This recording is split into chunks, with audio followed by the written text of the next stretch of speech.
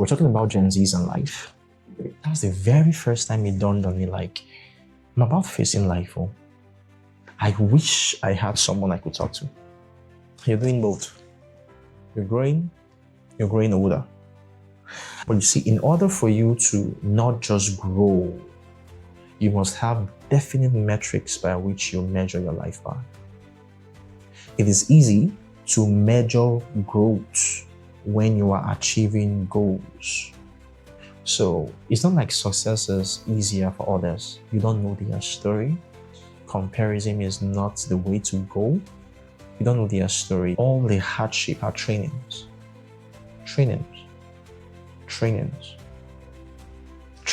When you fail, you learn. You've learned at least a way that thing would not work. Every failure should be a learning curve. I've never met any successful person who never failed before. Never. It cannot be a coincidence. Whatever does not change when the time comes, it's going to fade away. But what I can say is that there is a fountain, there is a source that is supplying that attitude or that emotional disconnect. What makes forgiveness strong, especially when it comes to forgiving yourself, is when you know you've made a resolve, I'm not going to make that mistake again. If your life does not have certain attainable goals and metric by which you measure it, you will actually not see growth. In a world full of confusion, pressure, and distractions, we help create content that gives clarity, direction, and practical wisdom that you can apply in your everyday life. So if you're a young person out there trying to figure out life, build a future, and stay grounded in God, then you're in the right place. Welcome once again to the podcast. Okay, hello family. Welcome. I'm Mina Kokero. By now you should know. I want to tell you to subscribe, like, and share this video. You know, here we are all about young people. We are all about the average young person who is out there trying to make the best out of their life. So we are here for faith, we are here for spirituality, we're here for business, we're here for family. If you have a family or you're starting one, or maybe you're in courtship, for relationships, we're here for that. We're here for finances, possibly you run a business or you have a career. As touching everything that concerns a young man, we're here for that. And as God gives us strength, grace, and wisdom, we'll keep meeting up to those expectations. So we have a robust community that you can be a part of. The link is in the description box. Do well to be part of this community, and let's get to interact more beyond the camera, as people, as friends, as people having a relationship. Let's try to interact at that level. Again, welcome you to this section. So we are having a new series entirely. So we have a new series entirely that we are looking at. At the first sets of series we are done, we are talking about Gen Zs and faith. And the whole idea of Gen Zs and faith is just questions young people are asking about spirituality, about God, about the spirit realm, about faith, about religion, just basically on those matters. So this series, we're going to be calling this series Gen Zs and Life. Gen Zs and Life. Questions young people are asking about life. Every area of life is touching. These questions here are all encompassing. There are relationships questions here. There are self-esteem questions here. There are questions that's touching career, purpose, assignment. So this is going to run for some time. It's going to run for some time, and I know you're going to be blessed. I know you're going to be really, really, really informed. I know you're going to be really educated. I would ask you to, again, share this video with a young person who you believe needs it. Let's keep spreading this community. Once again, you're welcome. Let's get right into it. So today, we're talking about Gen Zs and life. The very first time, let me just quickly share a story with you before I get into the questions. The very first time it had to hit on me was when I left NYSC. For those of you who you may be watching outside Nigeria, what NYC is simply means that it's our 1 year service we do as young people when you graduate from the university. I think Ghana has its own form. I think I've had friends in Ghana who said they have something like that also. So after you leave the university or you leave the tertiary institution, you compulsorily will have to serve your nation for 1 year. So that's what our own NYC, or that's what NYC simply means. In case you're watching outside Nigeria, that was the first time it had to hit me. I was done with NYC and I was about leaving. That's the very first time it dawned on me, like, I'm about facing life. Oh, I wish I had someone I could talk to just say, do this, this is the way to go. That's one of the passions that has been ignited in my heart for this community. I wish I just had someone tell me this is the way to go. And as God keeps giving us grace, I hope that I'll keep, in my best capacity, keep just being that signpost. This is the way you should go. For as many that believe that they'll be needing that. Is that okay? So let's get into the questions quickly today. And some of these questions are heart-touching. Some of them are heartbreaking. Some of them are beautiful. But let's get right into it. This one says, am I growing older or just growing? Am I growing older or just growing? I don't know what this person is talking about, but if I can try to think of my question here, yes, you're doing both. You're growing older.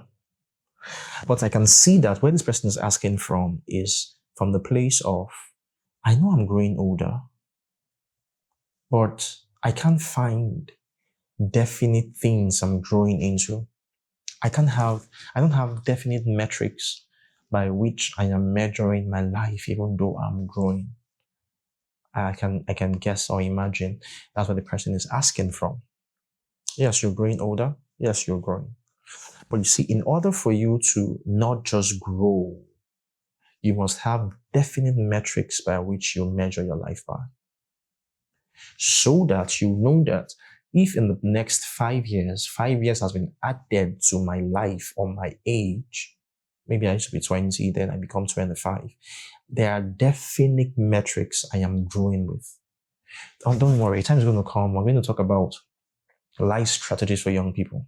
It's another section entirely, especially within this time and age, and especially if you're within a nation like mine. Yes, we're going to talk about that. Life strategies for young people. It's going to be something else. So basically, yes, you're growing, but you must have definite metrics. So what we mean by metrics is just simply you must have definite goals you want to achieve. It's easy to measure growth when you are achieving goals. Let me repeat that again. It is easy to measure growth when you are achieving goals. Without goals, it becomes very difficult to track growth. Goals, growth, goals, growth, goals, growth, goals, growth. Goals and growth, they go hand in hand. So this young person asking out there, I think what you need is goals. I think what you need is definite metrics by goals you can measure your life with. So there's another beautiful question here. It says, why does success seem easier for others? It's not. Recently, something dropped in my heart recently, and what dropped in my heart is when people look at you, they feel you have it all together. They feel, this guy knows what he's doing, he knows what he's saying. There are still some basic things you struggle with. I'm not talking about sin. No, I'm just talking about clarity, visions. There's just some basic things you may be struggling with, and I'm not speaking from my own standpoint, but I understand that. So it's not like success is easier for others. You don't know their story. Comparison is not the way to go. You don't know their story. You don't know um, what their story is. What you know is your story.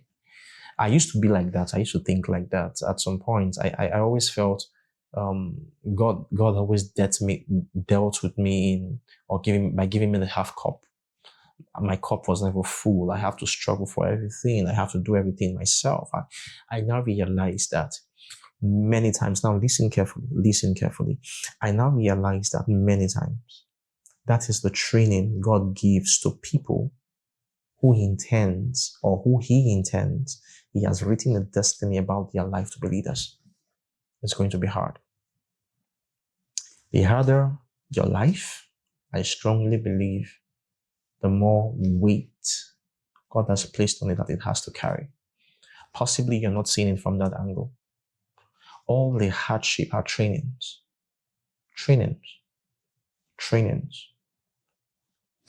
especially if you have a calling to leadership. And by leadership, I'm talking about the leadership position. By leadership, I'm talking about the fact that you at least have the capacity to definitely lead your life in clarity. Lead your life in clarity. That's a very beautiful question. That's a very beautiful question.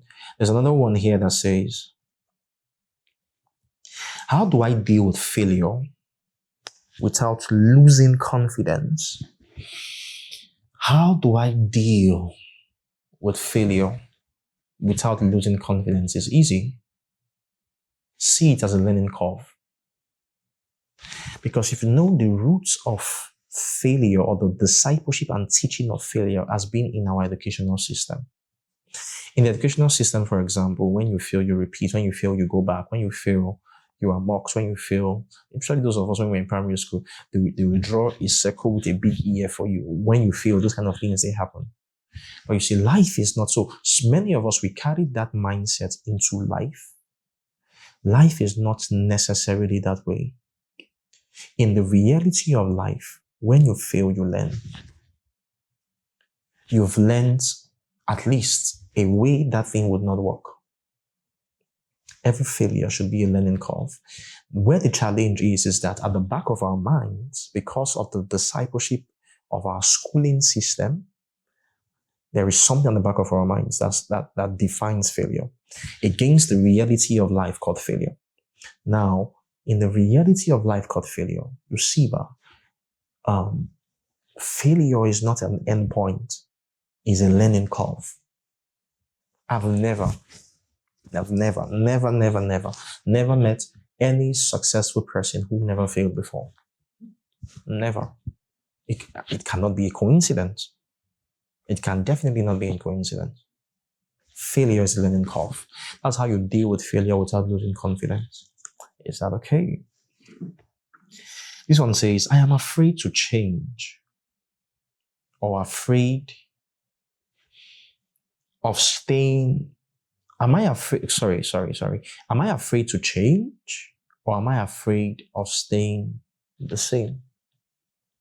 Am I afraid of change or afraid of staying the same? Change is a very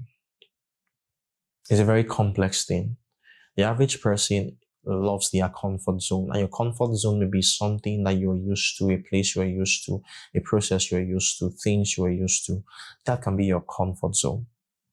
And as long as it's working, it does not need fixing. If it's not broke, then it doesn't need fixing. Many times that's the mindset of the average young person. But you see, when you're a leader, when you are a leader by leading you first, not leading the people, leading your life, when you start thinking ahead, even though something is not broke, you know that this is not sustainable, then you start thinking of change. Whatever does not change when the time comes, it's going to fade away. So I think that instead of fearing change, I can give you a bigger fear. If you would call it that, I would say fear extinction.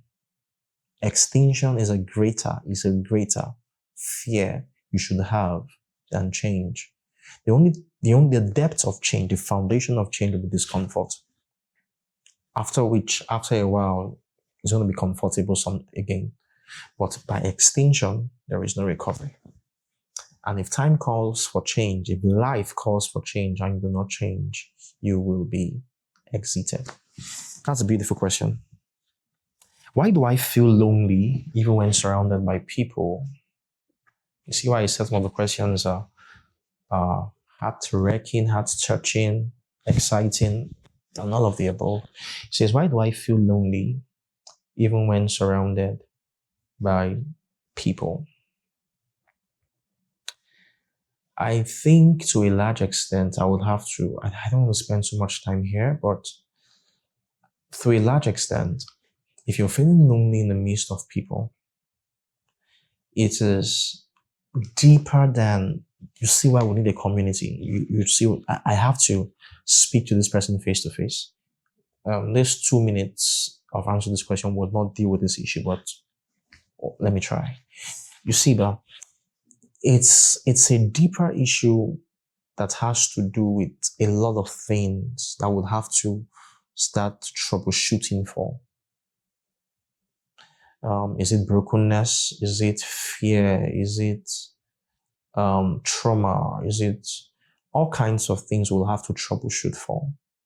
So I can't give you to say, okay, this is why, but what I can say is that there is a fountain, there is a source that is supplying that attitude or that emotional disconnect. Because that's what you're actually having, is an emotional disconnect, even though you're in the midst of people. So what I would say on that is you have to be able to trace, where is this thing coming from? If you're able to troubleshoot and to trace it, then you can fix it. So it's easier if you have someone like a mentor, like a teacher you can speak to. It's far easier that way to be able to touch such matters. So what I would advise, find a mentor teacher that is ahead of you, above you, sit with them face to face and have this conversation with them. So he begins to troubleshoot your soul to be able to find where the issues are coming from. So I would advise you to do that. Okay. This one says, how do I forgive myself for past mistakes? How do I forgive myself for past mistakes? One of the greatest strengths of forgiveness, or what makes forgiveness strong, especially when it comes to forgiving yourself, is when you know you've made a resolve, I'm not going to make that mistake again. If, for example, somebody did something and the person felt bad, the person is like, okay, and within you, you've made a resolve, I'm not going to do that again. It becomes easier to forgive yourself. Now, the challenge is when you've not made that resolve yet, that even if you are caught in that situation, you still do not know what you're going to do. It becomes difficult to forgive yourself, because forgiveness is powerful when you know you've left it behind. When you know you've actually left it, and leaving it behind it starts with a day. It starts with walking away like in a day. It's not the whole scenario going away first. It's like you just saying, I'm not going to do that anymore. People may still be thinking what they are thinking on the outside, but me, I'm not going to do that anymore. I know myself. I've decided I'm going forward. That's how we walked away from sin. That's how we walked away from the kind of life. Even when we became Christians, people were laughing at us like, this guy. Many of us, we came from the streets, You are just, this your Christian thing is, it's just a joke. I know he's joking. This is, yes, we've not gone back. By God's grace, we've not gone back. How could we walk away from those things? We've made a resolve. I'm not doing this anymore. So even when all the temptations comes on the secret place in your private space, I'm not doing this anymore. It's easier to walk in forgiving yourself that way. Because of time, I have to run. This one says, I am an educated, hardworking individual between the ages of 28 to 35. I am yet to see any tangible evidence of my work. Am I really doing my best? Or am I just surviving? Beautiful. Am I just doing my best? Or am I just surviving? Like I said when we started, young people, we need a definite metric for measuring our lives. I think in the next episode, we'll talk more about that. We need a definite metric for measuring our lives. If your life does not have certain attainable goals and metric by which you measure it, you will actually not see growth. You won't see growth. No, you won't see growth. Definite metrics for measuring our lives. So this person that's saying, I'm a hardworking individual, what are you working towards? What are you trying to achieve? If you're hardworking is good, is one thing to be hardworking, but what are you trying to achieve? If we know what you're trying to achieve, then we can tell if you're achieving it. Is that easy? You can tell if you're achieving it and if you're not. So you must have a system of measurement. That's what I'm trying to say. That's what I'm trying to say. So you are not just surviving if you know what you're trying to achieve. If you're trying to achieve something that you know that, okay, for a large extent, let's say I'm a career person. I work in an organization, I work in a firm, I work somewhere, and I've told myself the company is not going to give you metrics by which you will grow. You will tell yourself, these are the metrics I want to grow by. And I think we'll continue from the next episode. Definite metrics. So that's a very beautiful question. So we've come to the end of this episode also. I want to thank you again for always watching, subscribing, being there for us. And please do share this video. Like we'll always will say, we'll have a robust community that you can be a part of. And what we're trying to achieve by that community is to have a relationship beyond the camera, beyond the screen. And we trust that with these relationships, we'll be able to put a lot of young persons on the path that they ought to go, as God gives us grace, the path that gives clarity, as God gives us grace. Thank you very much. See you in the very next episode. Gen Zs and Life.